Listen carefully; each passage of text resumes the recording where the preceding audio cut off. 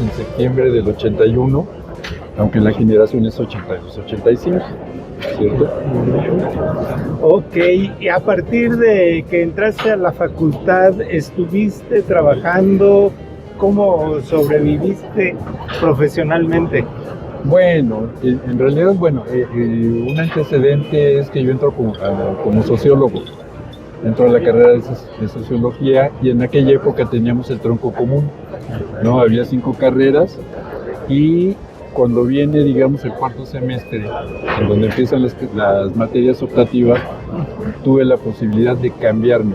Entonces me doy cuenta de que lo mío no es la sociología, que yo no me visualizaba como un profesor, por ejemplo, como funcionario público de por vida tampoco me visualizaba. Entonces me doy cuenta de mi realidad, que es que me gusta escribir, ¿no? Me gusta leer, me gusta escribir. Y lo más semejante a eso era la comunicación, entonces pido mi cambio a comunicación y así empiezo. No trabajé durante los 4 primeros semestres.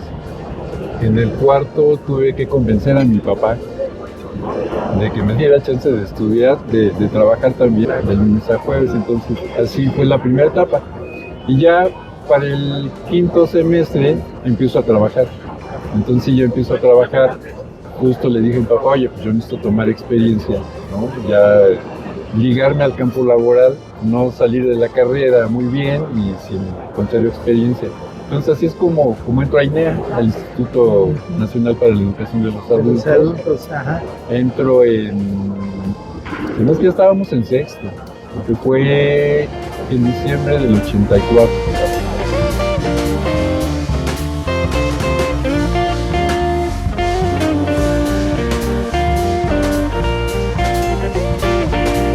A diferencia de muchos que aspiraban a la televisión, a la radio y al cine, mi aspiración siempre fue prensa. Entonces, y lo más curioso es que en mi trabajo en INEA, afortunadamente fue entro a un departamento que le llamaban capacitación, en donde básicamente se desarrollaban todos los programas, textos, material didáctico de apoyo a los asesores de los adultos estudiantes de primaria y secundaria de adultos y alfabetización. Entonces, en el departamento de medios educativos, la primer chamba es que traían un proyecto de desarrollo de una serie. Entonces, pues, nos tocó participar desde la concepción de toda la serie, que era básicamente una historia que empezaba y terminaba en 30 minutos, en donde lo relevante era tocar algún tema de la educación de adultos, ¿no? De alguna materia de educación de adultos, por decir algo. La suma y la resta, por irme a lo más sencillo. Tenías que generar una historia, ya habíamos creado algunos personajes y a lo largo de esa historia medio novelada, ¿no? Mostrabas la utilidad de la suma y la resta. Y lo mismo fue después de la Constitución y de otros temas que se tocan en la educación de adultos. Entonces tuve la fortuna de trabajar en el desarrollo del proyecto. El proyecto ya estaba, más bien en el desarrollo de la comunidad, que se llamaba Paraíso, de los personajes, en darles incluso como sus características hasta físicas, de comportamiento, de nivel educativo, de a qué se dedicaban, o sea, como todo ese tipo de cuestiones. Y después como guionista, ¿no? Como guionista de la serie junto con otros 4 compañeros. Y ellos eran de la UAM, por cierto. La competencia eran 3 de la UAM y yo. Y la jefa, Marcela Acle, de la Ibero, ¿no? Entonces muy, muy divertido. Adicionalmente llevábamos una publicación mensual, era un tipo gacetita, de la Dirección de Educación Básica, y yo colaboraba.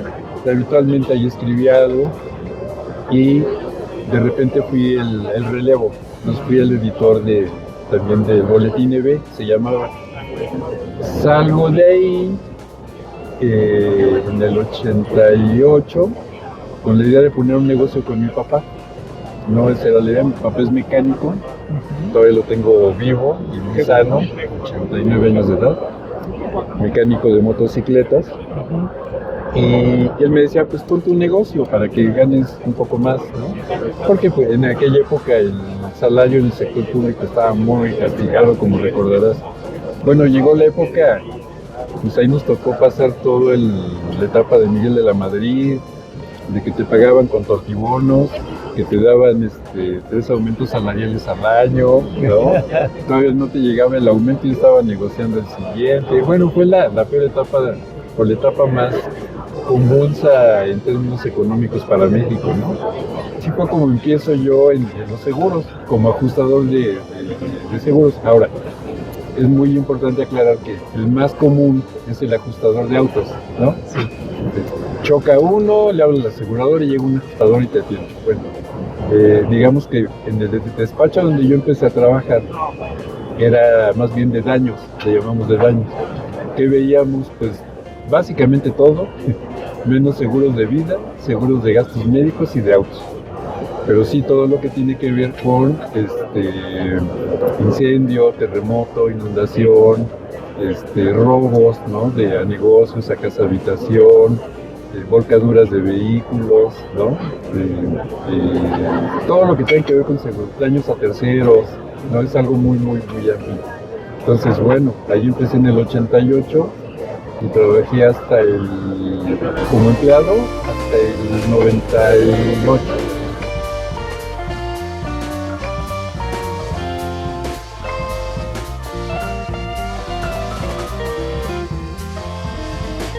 Fíjate que eso ya fue posterior. ¿Ah, sí? Sí, no. Ese despacho se llama desde ajustadores. Era primero una persona física, Agustín Gay Canut, que fue presidente de la Asociación de Ajustadores. Era un tipo muy, muy inteligente. Descansa en paz. Él muere en el 97. Y después su empresa se llamaba Centro de Ajustes y Servicios para Aseguradoras, ¿no? Un nombre muy largo. Pero ahí digamos que lo curioso fue que por ahí de 1990, 91, él va a comentar varios siniestros. Lo que hace un dueño de despacho, tiene asistentes ajustadores, y cuando hay alguna situación especial va y la comenta con el gerente o el director de siniestros de la aseguradora que se trate, ¿no? Porque se trabaja para distintas compañías de seguros. El punto es que él llega con uno de los gerentes, un subdirector de siniestros, con Germán Huerta, se llama, y le dice, oye, traigo unos siniestros bien extraños y no sé de plano a quién encomendárselos. Entonces, de ahí me dice, ¿de qué son? ¿No? Pues a la curiosidad le enseña, empieza a leer el expediente, le dice, es de cine. No te preocupes, yo tengo un especialista en cine en la oficina, o sea, yo como comunicólogo, ¿no? Claro. Y en realidad lo que habíamos llevado en la facultad, en mi caso, pues era una materia de cine con el maestro Barbachano, ¿no? Con Manuel Barbachano. Entonces, así es como empiezo yo a ver siniestros de, digamos, del área del entretenimiento, ¿no? De la producción del entretenimiento. Fue mi primer vínculo. Es importantísimo. Yo, si no tengo todos los seguros, no empiezo una producción, porque estamos en un negocio de riesgo. En fin, todo lo que haya que asegurar, todos los seguros yo los tomo. Y no empiezo una película si no es con todos los seguros cubiertos. El fundador de la empresa, que en paz descanse, él muere de cáncer que fue en 2007. En 2007. Se llamaba Luis Carrillo Izaguirre. Ahí la curiosidad es que nos apellidábamos igual, pero no hay parentesco, ¿no? Fuimos buenos amigos. Finalmente yo le veía buena parte de su siniestro, porque además él, digamos, por la fuerza que tenía su cartera, que él era el único que existía en el mercado de seguros para seguros especializados en producción de cine, era él.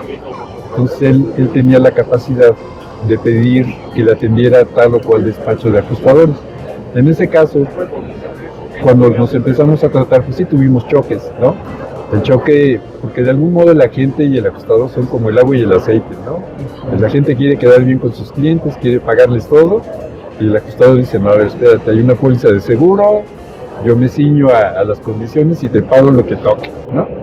Entonces tuvimos esos primeros choques, además del entendimiento de todo el lenguaje cinematográfico, porque ahí fue como ese periodo en donde tuve que empezar a aprender cine, pero no desde el punto de las corrientes cinematográficas, de todo, sino no, cómo se hace cine, cómo administran las producciones, cómo llevan sus hojas de llamados, sus reportes de producción, cómo va un guión, en qué consisten los efectos especiales, en qué consiste todo aquello. Claro. Entonces me empiezo a meter, hacemos clic, don Luis y yo, y finalmente me recomendaba. O sea, él andaba de una aseguradora, de repente salía de alguna compañía de seguros, o empezaba a trabajar adicionalmente con otra, a colocar seguros en ambas, y me recomendaba. Él dice, no, para siniestro, centro de ajustes, por Ricardo Carrillo, y tal otro despacho. Entonces ya caían los siniestros, nos daban uno y uno, ¿no? Y ahí a la suerte.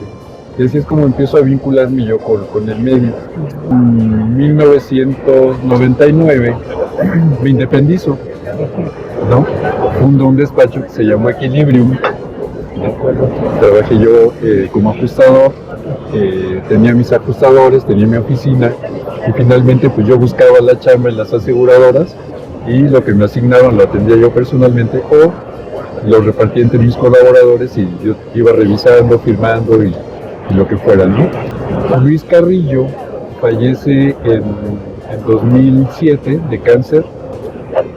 Dos de sus hijos toman la empresa, son los que la administran, pero al final no era gente de seguros y tampoco sabían tanto de producción, ¿no? De cine. Entonces, digamos que el despacho lo termina llevando el hijo menor. El hijo menor, digamos que había diseñado pólizas muy similares a las de su padre, pero que abarcaban eventos en vivo, conciertos, obras de teatro, lanzamiento de productos, o sea, todo lo que fuera ese tipo de eventos. Hasta la Fórmula 1, para que me entiendan. La Fórmula 1, pero desde el punto de vista de la logística, no de la competencia, ¿no? Que en el 2009 habían renunciado, digamos, las principales cabezas de la empresa, ¿no? Y se habían convertido en competencia, ¿no? Entonces a mí ya me conocía, mucha gente de ahí me conocía, el mensajero Felipe Gaitán, que es un cuate que trabajó ahí como 40 años, ya se jubiló, y me invitan, me localizan, me dicen, oye, pues échanos la mano. Entonces, por un lado tenía yo algo de trabajo todavía de mi despacho, de Equilibrium, y por otro empezaba yo a ver los siniestros se llamaba L. Carrillo y Asociados, o su nombre comercial después LCI Seguros. Pero al final ya cuando toma control el hijo menor, pues hacemos varias cosas, ¿no? La primera fue modernizar, ya eran dispositivos digitales, entonces viene esa conversión y lo que hacemos nosotros es darnos a la tarea de revisar todas nuestras coberturas, que eran 52 textos distintos, y convertirlos en 3 pólizas, ¿no? En 3 paquetes. Entonces, bueno, un paquete para producción audiovisual, un paquete para casas arrendadoras de bienes y servicios para la producción y una póliza más para eventos en vivo, ¿no? Y dentro de cada póliza, pues, el productor puede elegir las coberturas que necesite, ¿no? Claro. Bueno, eso fue como la primera reorganización.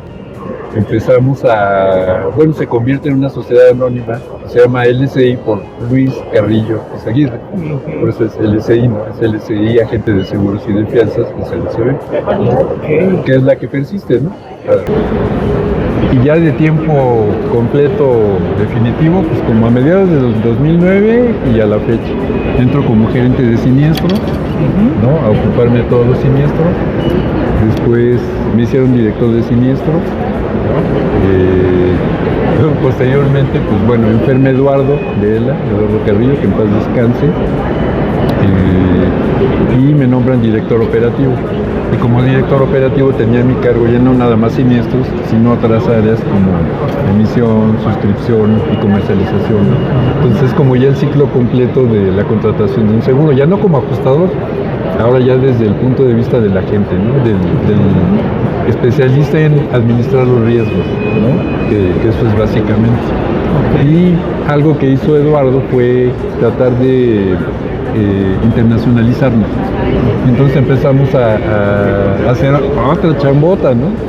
que era, pues ya conocemos la legislación mexicana, ¿no? Que tiene que ver no solamente con la ley del contrato de seguro, tiene que ver con el Código Civil, tiene que ver con la Constitución y tiene que ver con un montón de cosas.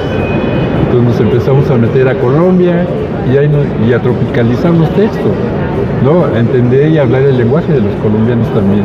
Entonces empezar a redactar también, a registrar los textos también en Colombia. Tenemos derechos de autor en México y en Colombia, por supuesto.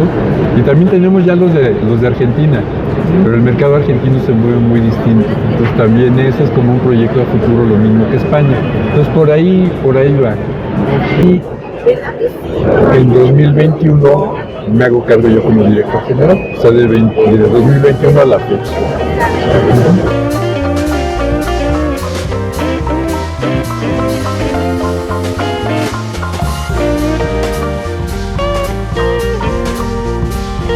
La historia es muy larga.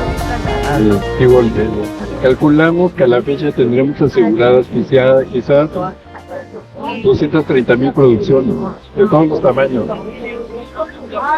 Aseguramos desde las producciones estudiantiles, ¿no? Del Centro de Capacitación Cinematográfica, de la ENAC, ¿no? De la Escuela Nacional de Cine de la UNAM, de distintos colegios también, y también de proyectos grandes, ¿no?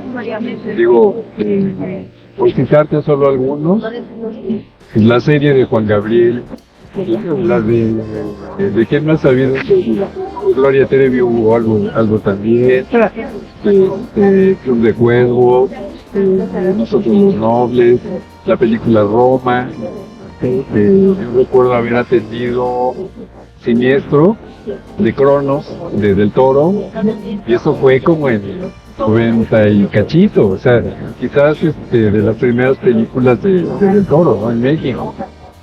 Y como esa infinidad, o sea, la verdad es que, bueno, Titanic, la parte de Titanic, que se hizo en México, yo todavía no laboraba en la empresa, pero se aseguró Titanic, se aseguró la última de James Bond, ¿no? La última que hizo de James Bond aquí en México, la parte que hizo en el Zócalo. Si recuerdas toda esta escena con los alebrijes gigantes y todo esto, eso lo aseguramos.